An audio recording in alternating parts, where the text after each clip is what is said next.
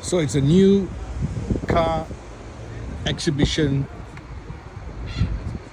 highlighting some new vehicles from China. DFSK. This is not in Malaysia yet. This would be interesting in Malaysia.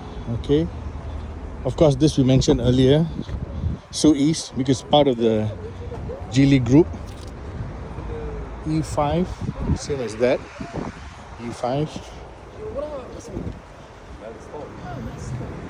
MGHS hybrid. Dacia. MG3. Citroen C4X.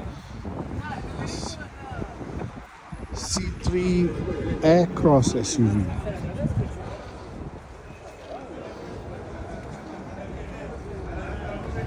Renault Austral full hybrid.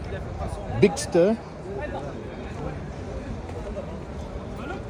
Oh, BAIC sedan.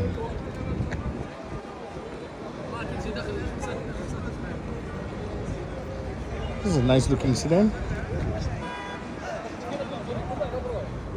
X5, we've seen that in Malaysia.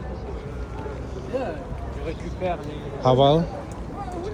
Oh, this Haval is the one which we test drove in China. The Jolion, which is supposedly coming.